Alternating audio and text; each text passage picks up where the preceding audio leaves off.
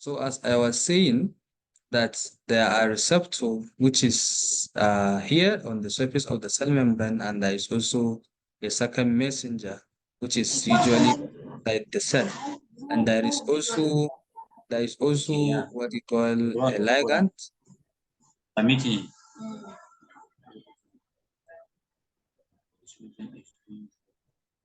So there is also, please unmute yourself. You should unmute yourself. So as I was saying, there is this receptor that is found on the surface of a cell, and there is a ligand. So the ligand usually bind to the receptor, and then the second messenger will now amplify the message and send it through everywhere in a cell. That is where we have signal transduction via second messengers. So the message will send throughout the cell, and then from the cell, it will now also send the message to the nucleus where there is a change in gene expression. So the gene expression will now produce a proteins that will tell the cell that there is a particular molecule that want to get into the cell. So then from there, the cell membrane will now filter that, okay, am I allowing these kind of molecules to get into the cell or not? So that is the importance of that. So it's not that it's a very complicated process, because this thing that you see here is very brief. It's very, very brief. It's very, very brief. But the message here that you should understand is actually the filled out important or unimportant information. So there are molecules that are responsible for doing that. Once there are molecules and outside the cell, then a ligand will now, which is called a primary messenger, will be attached to the receptor, and then the message will now sent into the cell that, okay, these molecules are, this message, is it important or is not important? So that is what usually happens. So this is a typical example of how this kind of complicated process is. You see, this is how it is. So I think, ladies and gentlemen, without wasting too much of our time, I think in the case of transportation, I think I am done. And remember, last time also we discussed about on these kinds of the transportation. I also talked about that first we started that the transportation is divided into two. Please, who can help me to remember the first types of transportation we talked about last week? We talked about active and passive transport.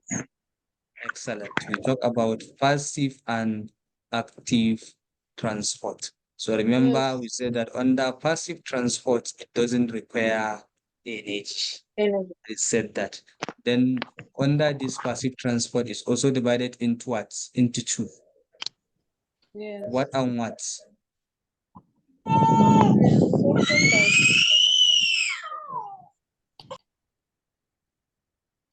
Please, what other types of transportation? Under passive transport, what and what do we have? Is it under active or passive? No, under passive, we said we have simple diffusion. Yes. We have simple diffusion. And then we And have what again? facilitated diffusion. Excellent. We also have facilitated.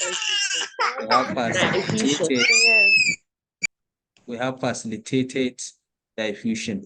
And remember, under simple diffusion is just a movement of molecules from outside the cell and into the cell. That is under simple diffusion. It doesn't require any carrier. Yes. It doesn't. Any It channel. doesn't any channel. Yeah. But in the case of passive transport, it's also a transport of molecules in and into the cell, and it require carrier proteins, and it require what? A channel. That is Channel. in the case of passive facilitated diffusion. Facilitated diffusion. Yes, facilitated diffusion. So still under facilitated diffusion, we also talk about co-transportation. There are molecules that on their own, they cannot actually get into the cell, but they need to be what? They need to be accompanied. They need to be accompanied by another set of molecules. And this kind of transportation, we call it co-transportation. We call it co-transportation or co-transport. Yes, and then under this co-transportation is also divided into two. We have antipod and sympod. We have sympod, And antipod. antipod. So in the case of sympod is when the two molecules are going concomitantly in the same direction. When the molecules are moving in the same direction, you have what you call the sympod transport. And in the case of antipod, it means that the molecules are moving in different direction. They are moving in different direction. Like for example of this sympod transport is when we have glucose, glucose and sodium is an examples of molecules. Sodium ion is an examples of molecules that follow the sympod transports. They are examples of molecules that follow sympod transport. It means that both glucose and sodium ion are moving in the same direction into the cell. But for the antipod transports, we have example, we have sodium ion and potassium ion. We have sodium ion and potassium ion.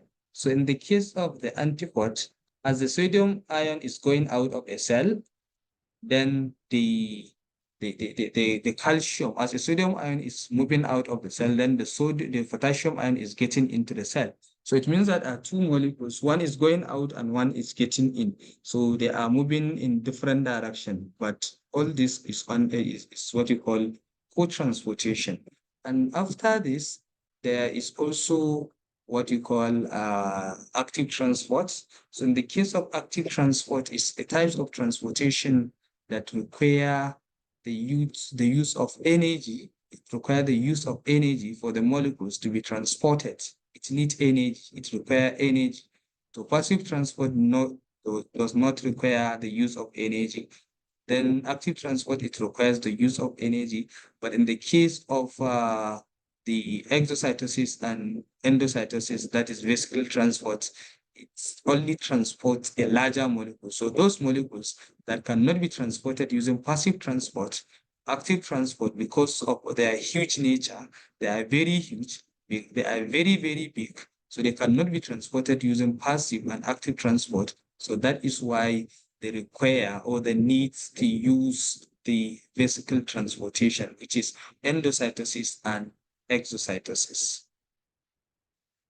So ladies and gentlemen, I think in this case of transportation, we are now done. Now we are going to start with the nucleic acids. So if you have any questions in terms of the transportation, please, ladies and gentlemen, you can ask questions before we move to the next topic.